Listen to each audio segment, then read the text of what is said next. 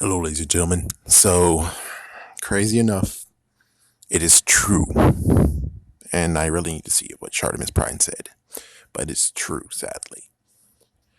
Sony is splitting up from Marvel. And I don't know what to do except besides actually tell you that they got Tom Holland still. They're actually still keeping Tom Holland, and they're going to most likely use Tom Holland for new movies. And yeah, I'm sorry, but that's kind of complicated. It complicates things because now you're not going to follow up with what happened with Spider-Man, the fact that his identity's been revealed to everyone, and we have John Watts who has not been signed on for the third movie, and you're just gonna take it away. Now, amazing part is that, of course, Kevin Feige knew that it wouldn't last forever. Noted. That is noted. But I would at least like it to last to the point until we have another person that you could easily be like, here you go. Instead of just straight up just taking it away after the shocker that we got in Spider-Man Far From Home. Now, what Sony said, we have Tom Rothman, which Tom Rothman is the new jerkbag. He is the new piece of trash that you should not like. And it's kind of funny that he does have a background. I think he actually was a part of Fox. Yes, so some of the times where you disliked, I think his main accomplishment when it came to you disliking him has to be the fact of in X-Men Origins Wolverine. He was the one that made so many reshots. And I think he was also the one that actually screwed over Deadpool. So yeah, he has a little bit of a rap sheet of why you shouldn't like him. So what he said was that, oh, well, we learned our lesson and now we know how to make Spider-Man. Now we're going to be able to do movies better with Spider-Man and make more stories. And it's like, okay, hold on. What screwed over Spider-Man is that you guys, well, you weren't a part of it, but the ones who were a part of it, you sabotaged Spider-Man 3 and then you wanted to actually inflate your egos. You guys want to inflate your egos and have full control of Spider-Man, and you wrecked it.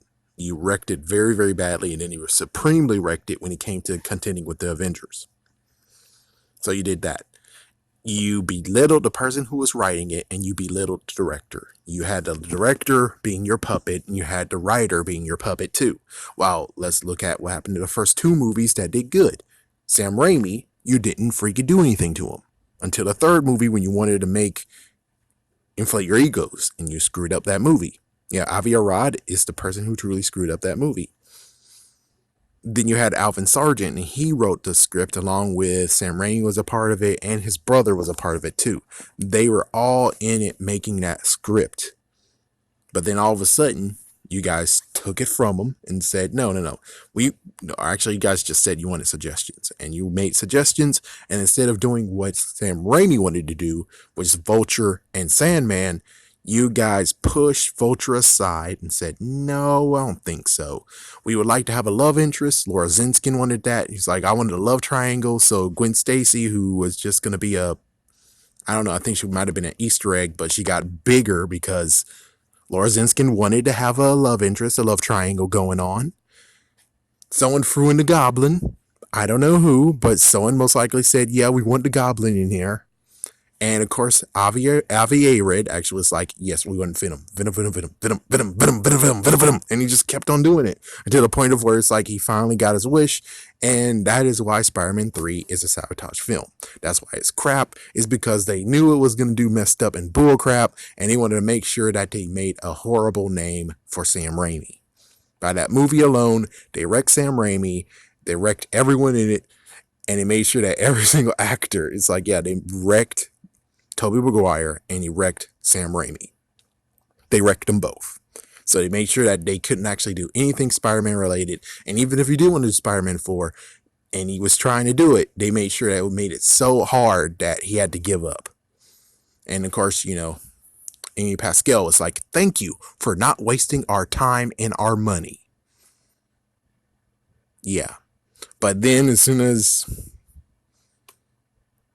Mark Webb showed up, they were like, you can take as much time as you want. Hey, you want to make some reshots? You can do it. And it's like, why didn't you give that crap to Sam Raimi? Instead, you were pushing him to actually make a horrible script again and crappy shot work just because you wanted to have control of Spider-Man and inflate your egos. That's what you wanted to do. And now here we are right now being like, oh, well, here we go again. And you're like, oh, we know what to do now. It's like, you're basically saying the producers know what to do with Spider-Man now. Because pretty sure you guys are going to inflate your egos yet again and actually do something messed up again. Because you didn't really learn your lesson. All you learned is that, oh, so we know how to do Spider-Man now. Instead of being like, it's in the writer's hands, it's the director's hands, we'll make some little notes of it. That's all. That's all you guys should have been doing in the first place. Yes, you can give some advice and stuff, but even Stan Lee didn't actually say, oh, yeah, you should add this to it or you should add that to it. Stan Lee was just observing.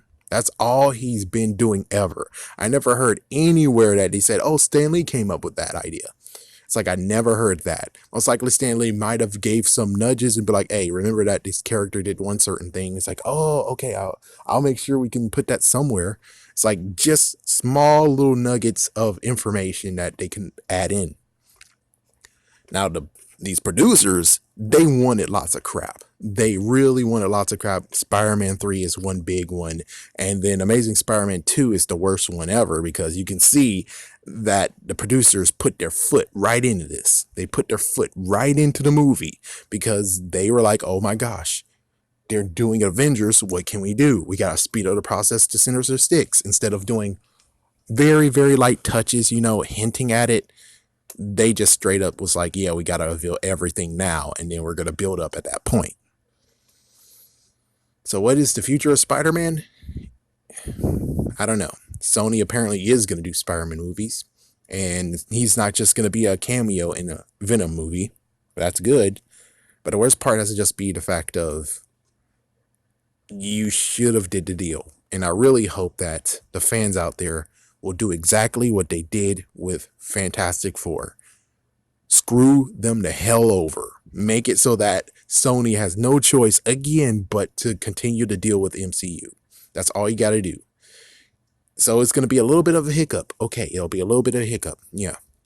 But at least the good news is that if you do exactly what you did with Fantastic Four and Amazing Spider-Man 2, or the aftermath of Amazing Spider-Man 2, we might get Spider-Man back. But it depends on you fans. You guys have the power now.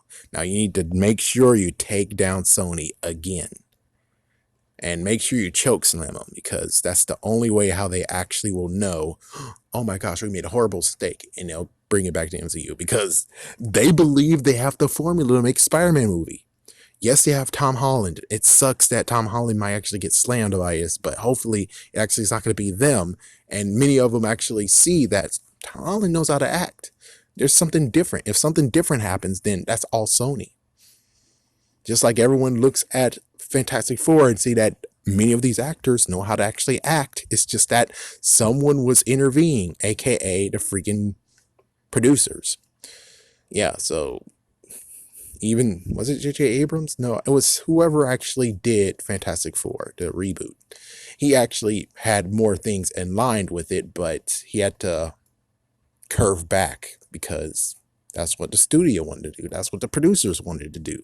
And the producers now hopefully saw the error of their ways, but it doesn't matter anymore. Fox is not even existent. So hopefully Sony won't be a complete idiot. One thing I'm just going to web up here is the fact that finally Universal is not being a freaking moron again. Universal is allowing She-Hulk to be used. It's about time you allow some other character be used now. It's like you canceled a Hulk TV show and you allow Hulk not to have any new movies. At least you allow a new character to be seen. What do you guys think about this? Peace. I'm Avi Arad.